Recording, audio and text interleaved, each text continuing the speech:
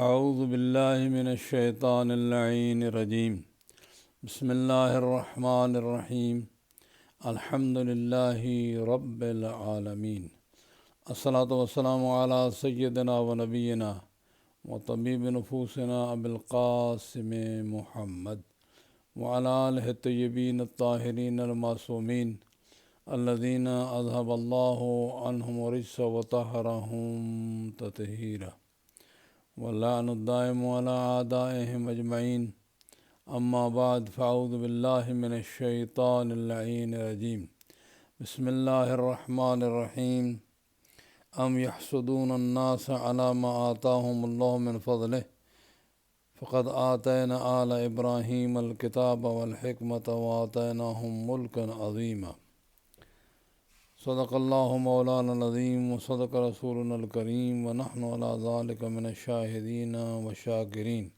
والحمد للہ رب العالمین۔ معزز محترم سامعین، آپ کی خدمت میں سلام۔ اور یہ آخری جو ایام اور لیالی راتیں باقی ہیں، ان میں اللہ مجھے بھی اور آپ کو بھی توفیق عطا فرمائے کہ ہم ایسے اعمال کر گزریں کہ تاکہ اب تک ہمارے گناہ معاف نہیں ہوئے تو رب العالمین معاف کر دے اور ہمارا نام نیک بختوں میں لکھ دے، بدبختوں کے لسٹ سے نکال دے۔ خدا اپنا کرم فرمائے اپنے حبیب کے صدقے میں اپنی امت پر، اور ان کے حالات کو بہتر فرمائے اور ان کو توفیق دے کہ وہ اپنے جو صحیح معنوں میں اللہ سبحانہ وتعالیٰ کی طرف سے جو عادل لیڈر اللہ نے مقرر فرمائے ہیں ان کو پہچانیں اور ان سے محبت کریں۔ یہ آیہ مبارکہ یہودیوں کی مسلسل جو گفتگو چل رہی ہے پیچھے سے بھی اور آگے بھی جو ہے وہ ان سے گفتگو ہے۔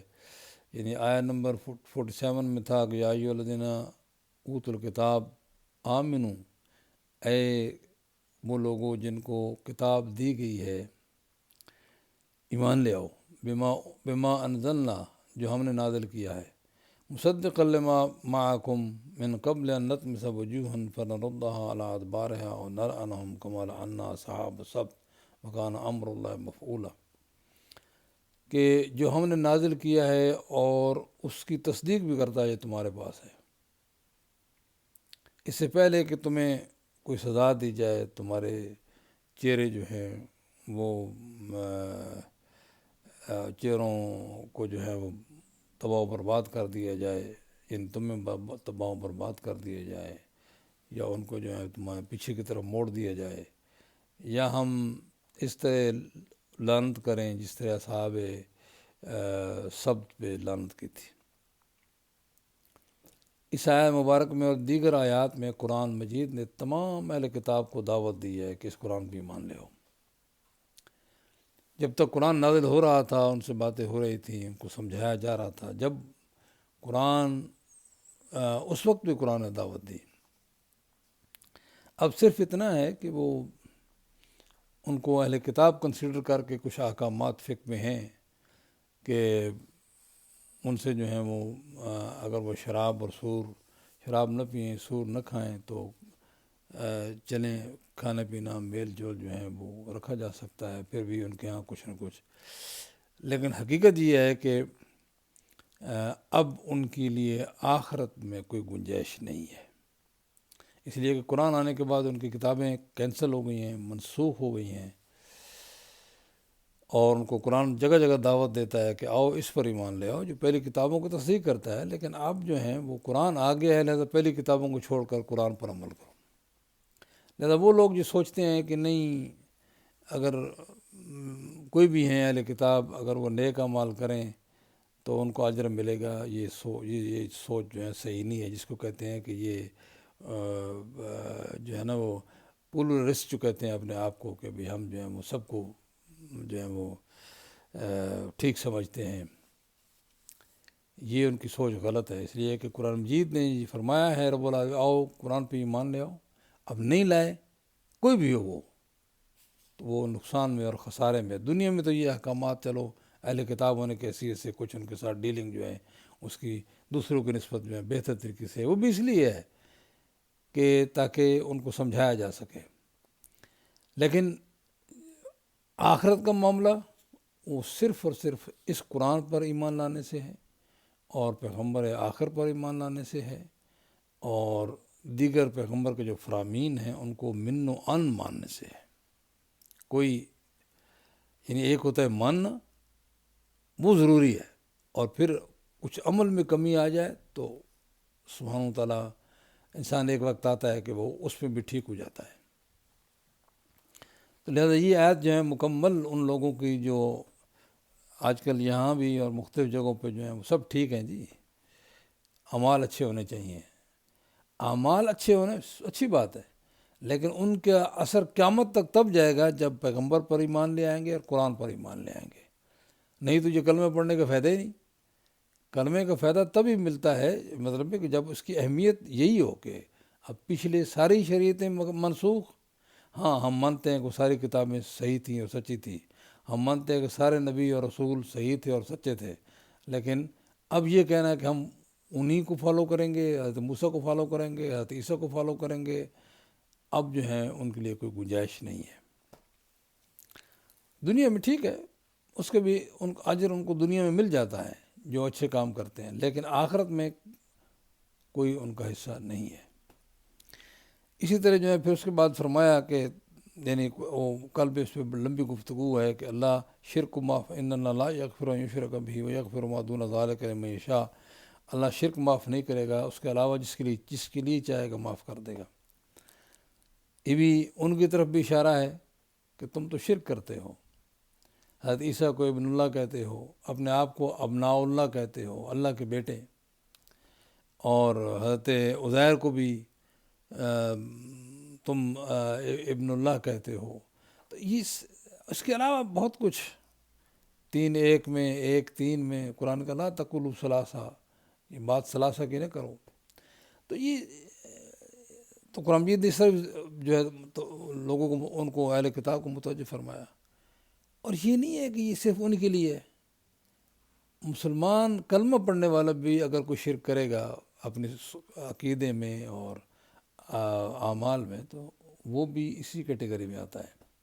تو یہ تو سیدھی سیدھی بات ہے کہ مثلا کوئی حضور کو سمجھ لے، جیسے حضرت عیسیٰ کو عیسائیوں نے سمجھا کہ حضرت عیسیٰ جو ہیں وہ آج کل اللہ کے طرف سے انچارج ہوئی ہیں. کوئی آدمی حضور کو سمجھے کہ اب خدا کی طرف سے انچارج حضور ہی ہیں، اور اگر یہ مولا علی کو سمجھے کہ خدا کی طرف سے اب انچارج جو ہیں مولا علی ہیں، ساری کائنات کو وہی چلا رہے ہیں، وہی مدیر و مدبر ہیں، کائنات پہ ان کو حق حاصل ہے، کہ وہ کائنات کو، تو یہ ذرا مناسب نہیں ہے. آگے چل کر جو ہے وہ فرمایا کہ پھر انہی سے گفتگو ہے کہ اپنے آپ کو تم سمجھتے ہو کہ بھئی ہم بڑے بہتر ہیں ان لوگوں سے. نہیں، وہی بہتر ہے جس کو اللہ بہتر کہے. اور فرمایا اسی طرح جو ہے وہ انظروا کیف یفترون علی اللہ الکذب، جھوٹ بولتے ہیں اللہ پر کے وہی بہتر ہے. کتنے جھوٹ بولیں جی، ہم ہی جنت میں جائیں گے. عیسائیوں نے کہا، یہودیوں نے کہا ہم ہی جنت میں جائیں گے، بس کچھ دن آگ مس کرے گی پھر، اور لوگوں کے مال اموال ہمارے لیے بالکل سب جائز ہیں. یہ غلط سوچیں جو آئیں اس کو قرآن مجید، اور وہ صرف یہ کہتے تھے کہ ہمیں خدا کی طرف سے سارے اختیارات ہیں. جھوٹ. پھر فرمایا کہ دیکھو جن کو الم تر الی الذین اوتوا نصیبا من الکتاب یؤمنون بالجبت والطاغوت، اندازہ لگائیں جن کو کتاب دی گئی ہے، کتاب کا کچھ حصہ وہ بتوں اور بت پرستوں پر ایمان رکھتے ہیں. یعنی ان کی بات، طاغوت بت پرست ہیں، طاغوت وہ ظالم حکمران ہیں، غلط ناجائز حکمران ہیں، وہ سارے طاغوت میں آتے ہیں. اور کہتے ہیں کہ یقولون للذین کفروا ہؤلاء اہدی من الذین آمنوا سبیلا، اور کافروں کہتے ہیں کہ تمہارا راستہ بڑا بہتر ہے مومنوں سے. یہ ایک گروپ گیا، کعب بن اشرف، مکے گیا مدد لینے کے لیے. وہاں انہوں نے، ابو سفیان نے کہا کہ تم باقی آئے ہو تو بتاؤ کہ ہمارا دین اچھا ہے یا ان کا دین اچھا ہے مسلمانوں کا، تم پڑھ لکھو، کتاب ہے تمہارے پاس. تو اس نے کہا کہ تمہارا دین اچھا ہے. تو اس کا جواب دیا کہ اندازہ لگاؤ کہ اسلام اور یعنی توحید پرستوں کا دین کم ہے اور کافروں کا دین اچھا ہے۔ آج کل بھی لوگ کہتے ہیں فلاں جی بڑے اچھے ہیں، فلاں بڑے اچھے ہیں، ٹھیک ہے کچھ کام ہر انسان میں ہوتے ہیں اچھے، لیکن مومنوں سے بہتر کوئی نہیں ہے۔ ہاں البتہ مومن پائے جائیں تو یہ نہیں ہے کہ جو صرف دعویٰ کرتے ہیں کہ میں مومن اور پھر آزاد انہی کی طرح آزاد ہوتے ہیں، وہ بات نہیں ہے۔ آگے فرمایا یہ کیا ان کو اگر کچھ ملک میں حصہ بھی مل جاتا ہے نا تو یہ لوگوں کو بالکل کچھ نہ دیتے، ذرا برابر بھی نہ دیتے، یعنی اپنے مٹھی میں رکھتے، کچھ نہ دیتے۔ اور پھر ایک جملہ آیا جس کی تلاوت میں نے کی ہے پیچھے آیات کو ملا کر، کیا یہ ان لوگوں سے حسد کرتے ہیں جن کو اللہ نے اپنا فضل عطا فرمایا ہے؟ یا یہ لوگ حسد کرتے ہیں ان لوگوں سے جن کو اللہ نے اپنا فضل عطا فرمایا ہے؟ ہم نے تو آل ابراہیم کو کتاب اور حکمت اور ان کو ملک عظیم عطا فرمایا تھا۔ اب یہ بات پھر ان کو سمجھانے کی کوشش فرمائی کہ تم یہ بات نہ کہو کہ نبی کو، آخری نبی کو ہمارے میں سے ہی آنا تھا، حضرت اسحاق کی اولاد میں سے آنا تھا، اگر حضرت اسماعیل کی اولاد سے آ گئے تو تمہیں حسد ہو گئی۔ یا مثلا کفار مکہ کو بھی یہی بات کہ اگر بنو ہاشم سے پیغمبر آ گئے تمہیں حسد ہو گیا۔ تو اس طرح جو ہیں وہ بعد میں مسلمانوں میں کہ اگر خدا نے پیغمبر اور پیغمبر کی آل کو چن لیا تو آل کو چھوڑ کر دوسری طرف مسلمان چلے گئے۔ میں نے فرمایا کہ یہ جن سے حسد کیا گیا ہے یہ ہم ہی لوگ ہیں، چھٹے امام نے فرمایا، اور لوگ ہمیں چھوڑ کر دوسری طرف چلے گئے۔ ایک نعرہ لگا پیغمبر کے وصال کے بعد اور وفات کے بعد، جو ہے ایک نعرہ لگا کہ ایک ہی گھر میں نبوت اور حکومت جمع نہیں ہو سکتی۔ فوراً بعد نعرہ لگا، یعنی مختلف نعرے لگائے گئے تاکہ لوگوں کو غلط راستے پہ، چونکہ ضروری نہیں ہے کہ ہر بندے کو سارا قرآن یاد ہو، سمجھ بھی ہو، تو لوگوں کو اچھا یہ بات ہے کہ بھئی نبوت ایک گھر میں اور یعنی ملک حکومت نہیں جمع ہو سکتی۔ نعرہ لگایا گیا بھئی تاکہ اس کو ذرا فاصلہ رکھا جائے کہ حضرت علی وہ نبوت کے گھر میں ہیں، وہاں حکومت نہیں جائے گی۔ تو قرآن مجید میں یہ آیت تو ان کے اس سارے پروپیگنڈے کا جواب دے رہی ہے، پہلے سے نازل فرما دیا کہ ہم نے آل ابراہیم کو کتاب بھی دی، یعنی نبوت ہے، حکمت ہے، وَآتَيْنَاهُمْ مُلْكًا عَظِيمًا، ہم نے ان کو ملک عظیم عطا فرمایا۔ تو لہذا یہ غلط پروپیگنڈے، یہ لوگوں نے کیا کچھ نہیں کیا تاکہ اہل بیت کو، مولا علی علیہ السلام کو جو ہے وہ دور رکھا جائے۔ تو بہرحال بات یہودیوں سے ہو رہی ہے، پھر مسلمانوں سے بھی ظاہر ہے کہ صرف یہودیوں کے لیے نہیں ہے، مسلمانوں کے لیے بھی ہے کہ تم یہ ایسے اس قسم کے غلط پروپیگنڈوں میں نہ آنا، اللہ کی مرضی جس کو دے دے۔ فَمِنْهُمْ مَنْ آمَنَ بِهِ وَمِنْهُمْ مَنْ صَدَّ عَنْهُ، کچھ تو ایمان لے آئے، کچھ رک گئے۔ کفا بجہنم سعیرا، ان کے لیے جو ہے وہ جہنم جلنے کے لیے کافی ہے، ان کا ٹھکانہ جو ہے۔ پھر فرمایا کہ ان الذین کفروا بآیاتنا سوف نصلیہم نارا، جنہوں نے کفر کیا ہماری آیات کا تو ہم ان کو جہنم تاپنا، ان کو جہنم میں ڈالیں گے۔ اور کیفیت یہ ہوگی، استغفر اللہ، اللہ بچائے، کلما نضجت جلودہم، جب ان کی چمڑے ایک مرتبہ جل جائیں گے، بدلناہم جلودا غیرہا، ہم ان کے دوسرے چمڑے جو ہیں وہ ان پر چڑھا دیں گے، لیذوقوا العذاب، تاکہ یہ عذاب جو ہے چکھتے رہیں۔ استغفر اللہ، استغفر اللہ۔ یہ یہ نہ سمجھے کہ وہ ان کے لیے، ہمارے لیے نہیں ہے، ہمیں بھی ہر وقت یہ، ہم صرف کہنے سے مسلمان نہیں ہوتا، مسلمان جو اطاعت کرے، جو پیغمبر کی اطاعت کرے۔ اور پھر فرمایا فوراً فرمایا والذین آمنوا، ایمان لیا، عقیدت درست، وعملوا الصالحات، نیک اعمال کیے، سندخلہم جنات تجری من تحتہا الانہار خالدین فیہا ابدا، ہم انہیں ایسے باغات میں داخل کریں گے جن میں نہریں جاری ہوں گی اور ہمیشہ وہاں رہیں گے، اور ان کے لیے وہاں پاکیزہ بیویاں بھی ہیں، وندخلہم ظلا ظلیلا۔ پھر فرمایا ان اللہ یامرکم ان تؤدوا الامانات الی اہلہا، اللہ تمہیں حکم دیتا ہے کہ جو امانت تمہارے پاس ہے اس کو اس کے اہل کے پاس پہنچاؤ۔ امانت کیا ہے؟ اور جب تم لوگوں کے درمیان فیصلہ کرو تو عدل کے ساتھ فیصلہ کرو۔ یہ ساری باتیں اس پہ غور کیا جائے کہ امانت کو ادا کرنا خالی یہ نہیں کہ کوئی پیسہ رکھ دے تو اس کو واپس کرنا ہے مالک کو، خالی یہ نہیں ہے۔ ہر چیز ہمارے پاس اللہ کی امانت ہے، اولاد اللہ کی امانت ہے، ہماری زندگی اللہ کی امانت ہے، ہمارا مال اللہ کی امانت ہے، ہم ٹرسٹی ہیں اللہ کی طرف سے۔ کیا ہم مال اس طرح خرچ کرتے ہیں جس سے اللہ نے چاہا؟ کیا ہم اپنی اولادوں کو یہ پریپیئر کرتے ہیں جو محبت خدا پر، محبت محمد صلی اللہ علیہ وسلم پر، کیا ان کے ذہن میں ڈالتے ہیں دلیل کے ساتھ سمجھا بجھا کے؟ کیا ہم جو ہیں وہ خود اپنے آپ کا خیال رکھتے ہیں کہ ہم یہ جو اللہ کی عنایت ہے، یہ جسم، اس کو خرچ کریں اس طرح کہ ہماری دنیا بھی بن جائے اور آخرت بھی بن جائے؟ اگر دنیا نہ بھی بنے، کم از کم وہ جہاں ہم نے لمبی عمر جینا ہے وہ کم از کم بن جائے۔ یہ بھی امانت ہے، اس لیے خودکشی حرام ہے، اس کو ہم ختم نہیں کر سکتے۔ اپنی زندگی کو، اپنے جو ہے وہ اپنے آپ کو نقصان، لا ضرر ولا ضرار فی الاسلام، نہ نقصان بھی نہیں پہنچا سکتے اپنے آپ کو، کیونکہ یہ امانت ہے۔ اس کو بھی ایسے خرچ کرو کہ جس طرح دینے والے کا مرضی ہے، ایسے خرچ کرو۔ تو یہ تو بہت وسیع مفہوم ہے، امانت کا بہت وسیع مفہوم ہے۔ اور عدل و انصاف جو ہے، بہرحال خداوند متعال کو ظلم ذرا برابر پسند نہیں ہے۔ ہر بندے کو کسی مرحلے پر بھی جو ذمہ داری سونپی گئی ہے اس میں عدل و انصاف کرے، اپنے ساتھ بھی کرے، دوسروں ساتھ بھی کرے۔ یہ کتنی اچھی اللہ کی طرف سے ان اللہ نعم یعظکم بہ، کتنی اچھی نصیحتیں وصیتیں ہیں اللہ کی طرف سے۔ ان اللہ کان سمیع بصیرا، یا ایھا الذین آمنوا اطیعوا اللہ واطیعوا الرسول واولی الامر منکم۔ اے مومنو، اللہ پر اللہ کی اطاعت کرو اور رسول اور الامر کی اطاعت کرو۔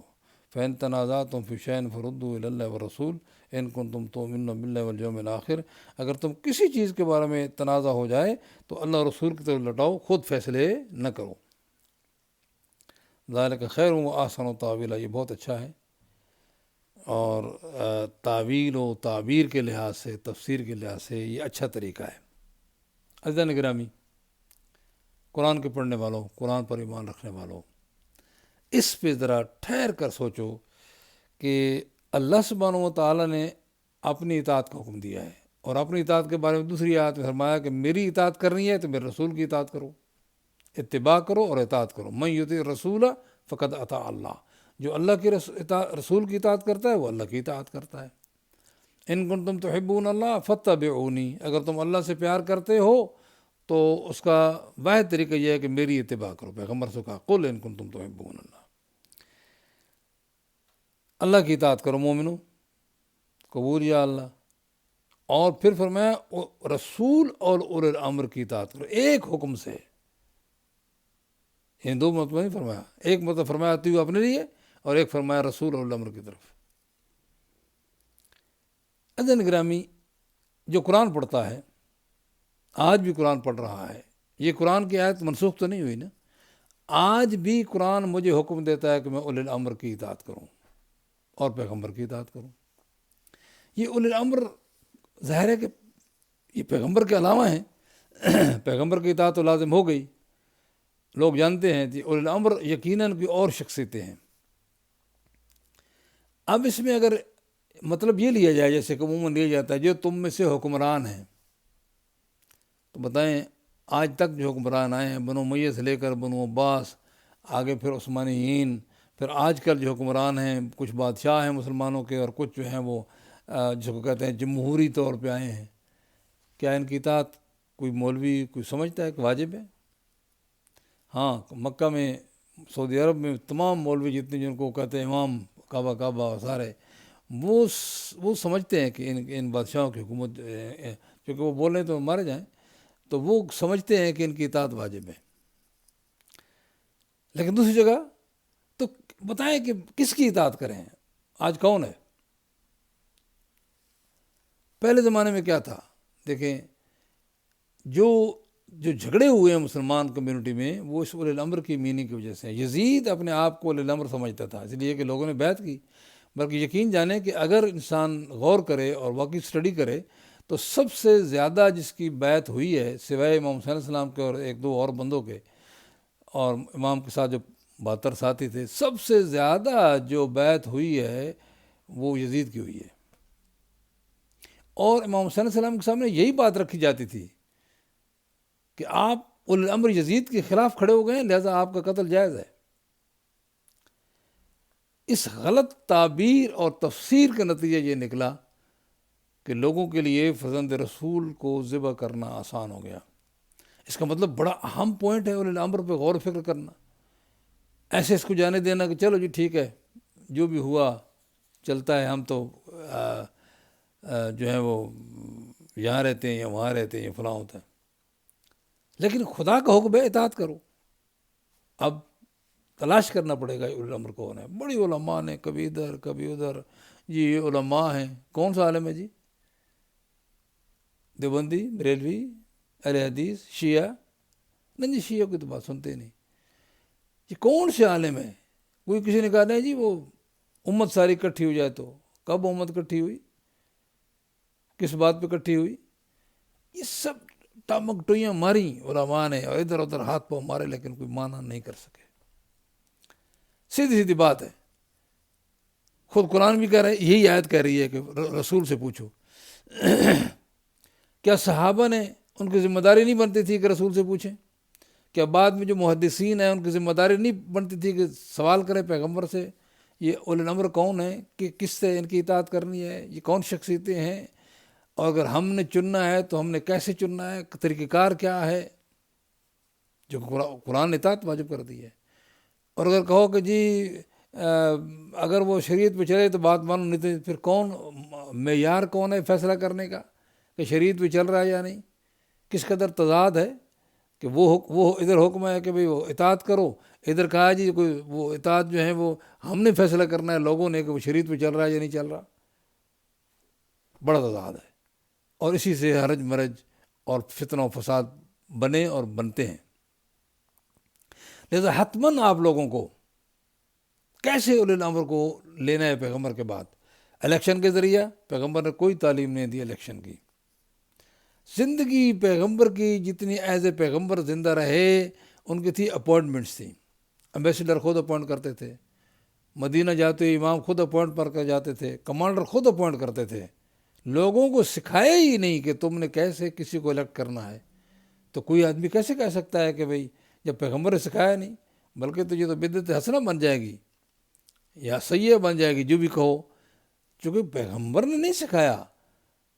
پیغمبر کی سنت یہ رہی ساری زندگی کی اپوائنٹمنٹ، وہ کمانڈر ہے، اس کی اطاعت کرنی ہے تم لوگوں نے میری طرف سے۔ وہ آدمی پیش نماز ہے مدینہ سے نکلتے ہوئے، وہ اس کے پیش نماز پڑھنی ہے تم نے۔ پیغمبر کی ساری زندگی یہ سنت رہی۔ پھر پیغمبر کیسے چھوڑ سکتے ہیں جب اللہ کہے کہ اطاعت کرنی ہے، قرآن کے فالوور کو اطاعت کرنی ہے؟ پیغمبر چھوڑ جائیں گے بغیر بتائے؟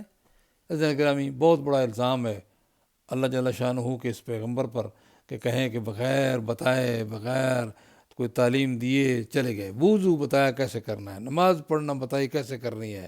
ایک آدمی مر گیا، اس کا وارث کون ہوگا؟ تھوڑا سا مال چھوڑ گیا، کون وارث ہوگا؟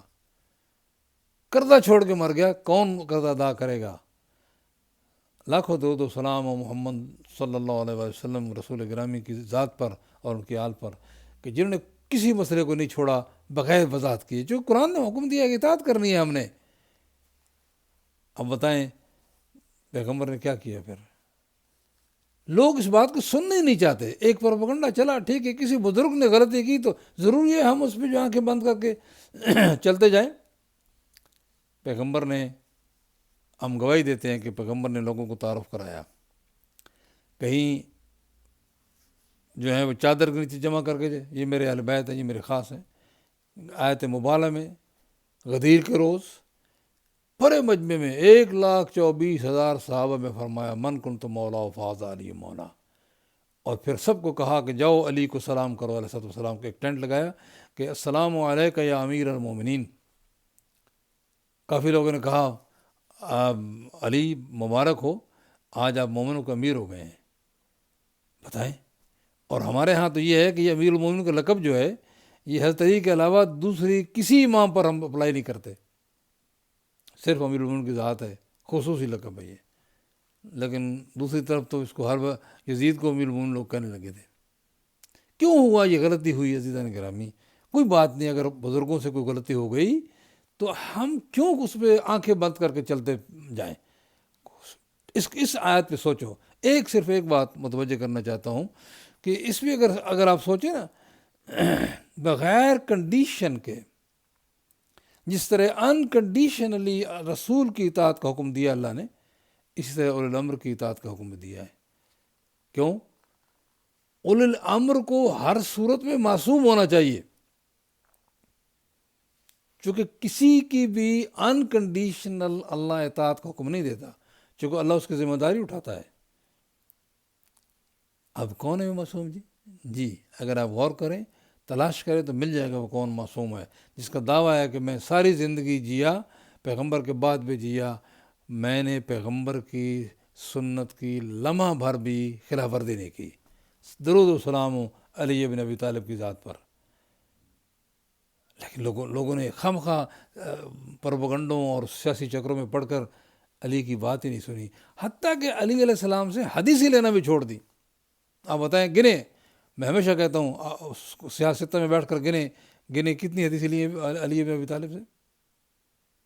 جو پیدائش کے دن سے لے کر وہ پیغمبر کی گود میں پڑا، اور پیغمبر نے فرمایا کہ انا مدینۃ العلم و علی بابھا، لیکن لوگ سننے کے لیے تیار ہی نہیں ہے۔ تلاش کرو علی بن ابی طالب کے فرامین، تلاش کرو۔ نہج بلاغہ کے بارے میں کہتے ہیں جی تو سید رضی کا جو ہے وہ تیار کردی کتاب ہے، ٹھیک ہے جی۔ ہماری کتب حدیث کے بارے میں کہتے ہیں جی ان میں تو کوئی حقیقت ہے ہی نہیں۔ اچھا جی، آپ نے کتب حدیث، عزیز گرامی اس بات پہ نہ جاؤ کہ یہ ہماری اور وہ ان کی ہے۔ حدیث اگر آپ کو ملتی ہے مناسب ذرائع سے اور چینل سے تو اس کو لے لو، پوچھو، اہل بیت رسول سے پوچھو نا، جنہوں نے وہ کسی سے نہیں پڑھے۔ مجھے بتاؤ امام حسن اور امام حسین نے کسی سے پڑھا؟ ان سے پوچھ لو۔ مجھے بتاؤ علی ابن الحسین زین العابدین صاحب نے کسی سے پڑھا؟ کوئی ان کا اور استاد ہے؟ وہ حدیثیں کہاں سے سیکھی انہوں نے؟ مجھے بتاؤ محمد بن علی حضرت امام باقر کس سے پڑھا انہوں نے؟ جعفر ابن محمد جعفر صادق کس سے پڑھا انہوں نے؟ کوئی استاد بتاؤ ان کا، حدیثیں کہاں سے لیں، کس مدرسے میں پڑھتے رہے؟ یہ ایک چینل ہے، اتنا خوبصورت چینل ہے جو حجت ہے ہم تمام مسلمانوں پر۔ ان سے پوچھو کہ اولی الامر کا مطلب کیا ہے۔ حتیٰ کہ سب سے پہلے تو صحابہ کرام کو پوچھنا چاہیے تھا، پوچھا گیا، لیکن ایک وقت آیا کہ جب سیاسی چپکلس ہوئی تو ان حدیثوں کو لوگوں کے سامنے سے، اس لیے حدیثیں جلائی بھی گئیں تاکہ لوگوں کے سامنے یہ باتیں رہیں ہی نہیں، حدیث کی روایت منع کی گئی۔ پلیز اپنا فائدہ اپنا سوچیں، کسی دوسرے کا نہ سوچیں۔ اللہ سب کو معاف کرنے والا ہے، جو چاہے گا اللہ ہر ایک ساتھ جو سلوک کرے گا وہ اس کی اپنی مرضیاں کرے، لیکن ہماری ذمہ داری ہے کہ صحیح سوچ کے ساتھ آگے بڑھیں۔ تو اولی الامر کون ہے؟ سوچیں اور غور فکر کریں۔ ایک تو یہ ہے کہ معصوم ہونا چاہیے، پھر اس کے بعد جو ہے وہ غور کریں کہ کون ہو سکتا ہے، تلاش کریں، کوئی بات نہیں، مل جائے گا۔ جو تلاش کرتا ہے خدا اس کو راستہ دکھا دیتا ہے۔ وہ کون ہو سکتا ہے؟ اور اس میں یاد رکھیں کہ اولی الامر کو ہر زمانے میں ہونا چاہیے، تب ہماری ذمہ داری پوری ہوتی ہے۔ کون ہے آج اس زمانے میں جو اس کو اولی الامر کہا جا سکے؟ میں عرض کرتا ہوں کہ پیغمبر نے فرمایا میرے بعد 12 خلیفے ہوں گے، میرے 12 وزیر ہوں گے، سارے قریش سے ہوں گے، سارے بنی ہاشم سے ہوں گے۔ یہ جملہ کاٹ دیا گیا بنی ہاشم والا۔ اس کے بعد یہ 12 کون؟ لوگوں نے پوچھا۔ اولی الامر کون؟ لوگوں نے پوچھا۔ حضرت جابر بن عبداللہ انصاری نے پوچھا، دیگر جناب سلمان فارسی نے پوچھا۔ یہ حدیثیں روایت ہی نہیں ہوتی۔ فرمایا میرے علی ہے، اس کے بعد میرا حسن ہے، پھر حسین ہے، پھر اس طرح علی ابن حسین ہے، پھر محمد ابن علی ہے۔ تمام ائمہ کے نام پیغمبر نے بتائے ہیں۔ لیکن یہ اگر اس لیے کچھ کتابوں کو پروپیگنڈا کیا، یہ بڑی اچھی کتابیں ہیں، اس لیے کہ وہ نام نہیں آئے، اہل بیت سے جو ہے وہ حدیثیں نہیں لی گئیں۔ آج تلاش کرو، خدا کے لیے اپنا فائدہ سوچو، اہل بیت کی احادیث تلاش کرو کہاں ہیں۔ کیا وہ نہیں بیان کرتے تھے؟ نہیں، لوگوں نے سنی انسنی کر دی۔ لہذا اولی الامر کی اطاعت واجب ہے، اللہ کا حکم ہے۔ اس تک پہنچنے کے لیے اہل بیت کے احادیث کو تلاش کرو، اور بس کسی دوسری طرف نہ دیکھو، لگ جاؤ کہ یہی اگر ثابت ہو جائے آپ کے لیے کہ یہی 12 ہیں تو چپ کر کے لگ جاؤ۔ نہ شیعوں کی ہماری غلطیاں دیکھو، نہ دوسروں کی غلطیاں دیکھو، اپنے آپ کو سنبھالو کہ کہ اللہ اور رسول کی طرف سے حکم ہے کہ اولی الامر جو ہیں وہ کچھ نہیں کچھ کہنے لگے جی وہ اگر تمہارا اختلاف ہو جائے اولی الامر کے بارے میں، سیدھی بات ہے، اولی الامر پیغمبر کے نظام کا حصہ ہے کہ تم اولی الامر جو ہیں وہ اس کی اطاعت کرنی ہے، پیغمبر سے پوچھو نا، سیدھی بات ہے۔ نہ الیکشن کروائے، نہ کسی کو ترجیح دی، تو پوچھے کون ہے؟ پیغمبر نے بتایا ہے، ہم گواہی دیتے ہیں اور سب کے نام بتائے ہیں۔ اللہ آپ کی توفیق میں اضافہ کرے، مجھے توفیق دے، آپ کو توفیق دے، تاکہ ہم جو ہیں صحیح معنوں میں اس راستے پر چلیں جو اللہ سبحانہ تعالیٰ نے ہمارے لیے چنا ہے، اور پیغمبر نے اس کا جو ہے وہ راستہ ہمیں بتایا ہے۔ دعا میں یاد رکھیے گا۔ والسلام علیکم ورحمۃ اللہ وبرکاتہ۔